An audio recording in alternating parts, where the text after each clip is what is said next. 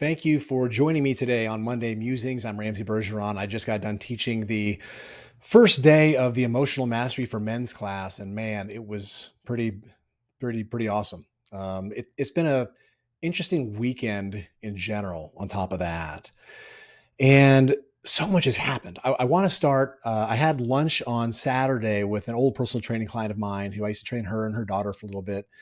And she asked me how my swim went and apologized for Baxter because she knew Baxter whenever I was training people in my yard. She was here, and then told me about how her family's doing, how her daughter's doing, and that her son had some medical issues. Didn't know what was going on with him last year, and he's 21 years old and working at a big successful bank, graduating, and did really well. And then within a year, diagnosed with a cancer that only 470 people have ever had, a really rare cancer, and passed away in May of this year, 21 years old. And the way in which she was able to tell this story, which she told it obviously a lot more eloquently and with more sincerity than I'm ever able to articulate, really touched me. Uh, it it was a reminder of just how precious and short life is, and how much we all are waiting for something to happen before we actually do something. So that's why 2023 is half over, right? Starting in July, 2023 is halfway done. What are you doing? Like, what are you doing with your life? What are you doing to be who you were supposed to be? And I think that, one of the things that came up even in the Emotional Mastery for Men's class today is so many of us just believe these limiting beliefs of who we are, and we never question why we think those things. And we don't even really think about, what makes me me? Right. So I have a class I'm launching next month. And one of the key things we're doing is determining, like, who are you? Like, writing out a paragraph, this is who I am. So if not just like, oh, I'm Ramsey Bergeron, I'm a coach. Like, if someone were to ask you, who are you? Write down, this is who I am. What would you write? And then are your actions in line with that? Because I think it's so important to realize we're not who we think we are. We are what we do. And so often I had these lies in my head of who I was. This goes back to whenever I was a spokesperson for a sports nutrition company, just trying to put on all this bravado, and I was empty inside. It was just so meaningless because I didn't know what my values were. I didn't know who I wanted to be. I knew who I was pretending to be, but not authentically, like, who do I want to be? There's a difference between mimicry and embodiment. I want to be the truest version of myself. And between just having that conversation with her on Saturday and yesterday, I had a conversation with somebody that really made me, I guess, have to check myself and find alignment with who I am, and recognize some really, like, I'm still doing the work, and I see how I handle things now compared to how I would have handled them last year or 5 years ago. And recognizing some behaviors I have due to some, I guess, adaptations that I had in childhood that don't serve me anymore. I've learned I don't need to beg for just basic communication and decency. That without judgment, if someone's not right for me to have to be in my life, that's okay. Just without judgment, recognize that, and recognize that I deserve more. I need more. And that applies for every element of your life. Is your job fulfilling you? Is it more than just a paycheck? What are you doing that brings you fulfillment? What have you done in the last week to move you towards where you want to be? What have you done in the last month? One of the reasons I signed up for that swim in Florida, I have this new method of goal setting that I'm using for myself, and I'm going to be doing it with clients now starting soon. I call it my BFG goal setting method. And doesn't stand for big goals, which I guess it could. But essentially, I found the basic goal. What's a goal I could have to kind of motivate me to get in shape? Because this isn't just in regards to my just being in shape. It's all right. Well, I can go to the gym 5 days a week, exercise, get my body fat down to a certain number. All right, F, fantastic. What's a fantastic goal? What's a goal that if it was larger than that would motivate me and push me a little harder? Friends of mine are doing a half Ironman in Tahoe in August. I'm like, all right, I could go do that. It's harder. I know I could do it. I was like, well, what's a gigantic goal? What scares me? You know what? Swimming 12 miles would scare the hell out of me. And then once I got past that fear, okay, let's do it. And I think so often we live in this state of fear of living small. We don't want to make a mistake. Or what I'm starting to see more of is the limiting beliefs that we have, that if we didn't have those beliefs, we wouldn't know who the hell we were. Like, I guess it breaks down to, what's the BS story you're telling yourself that keeps you where you are? And I know over the last 20 years working with people, the last couple as a coach, but even before that as a personal trainer, how much I know people that would work all the time. They would work 12 hours a day, not because they loved their work, but because they didn't want to go home.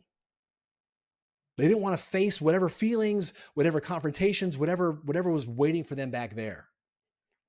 And so they poured themselves into their work, not to fulfill them, but to distract them from what they really needed to look at. And how much are you distracting yourself from what could make you a better version of yourself? I used to turn to drinking when I was in my early 20s. Used to turn to women. And it feels good to just be able to feel my feelings now without having to cope. Well, let me rephrase that. Without having to have as many negative coping skills that don't serve me anymore. So what are you doing that you're doing because it's working for you to turn you into who you want to be? And what are you doing to distract yourself from what you could be? And this boils down to, are you on autopilot? Because I spent so much of my life just on autopilot, just going from fire to fire to fire to fire. And that's whenever I was talking with my client on Saturday. She's a very successful businesswoman, and her losing her son has shifted her mentality. I mean, it obviously would, but the way that she's framed it gave me so much.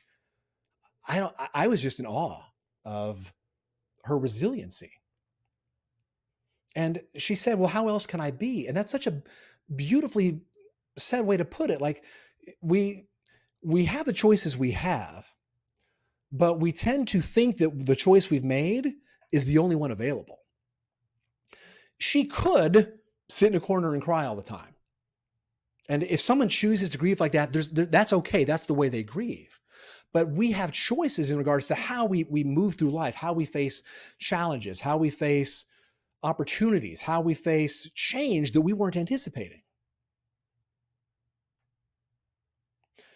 It's such we have this one shot at life, and we're always waiting for something to, all right, well, after I'm done with this project at work, then I'm going to start dedicating time to myself, or time to my fitness, or time to my family, or time to my pets, or time to my wife, or time to my finances, or time to my spirituality. What the F are we waiting for? I mean, I feel so just empowered today. The class on emotional men's mastery, working with 8 men who were dedicated to being honest and vulnerable about, you know what? Yeah, I want to be a better person. What's it going to take? And we looked at some limiting beliefs of, well, men don't feel emotions, men don't do that. It's other people's fault. And realizing how much we lie to ourselves so we don't have to grow because it's comfortable. This is what I know. Yes, I am miserable, but it's what I know. And change scares me even more. What are we so afraid of? What's the worst that could happen if you improved yourself? I mean, all right, you got to look and face some challenging things. Like growth and dealing with past trauma is not easy. It's not. But this comes back to choose your hard, right? Like it's hard to face that, but it's also hard to go through life not addressing that and sabotaging yourself forever. Because we're never reacting to the things in front of us. I'm reacting to the way that initial 5-year-old Ramsey reacted to his dad, because I'd never addressed those issues. Is that how you want to react to situations? You don't have to. So I guess looking at some solutions, what I'm doing, I have this course I'm launching in July. It's a 90-day program. And it starts off with figuring out like, who are you? Who are you and who do you want to be? And teaching a framework about every 90 days, evaluating your life.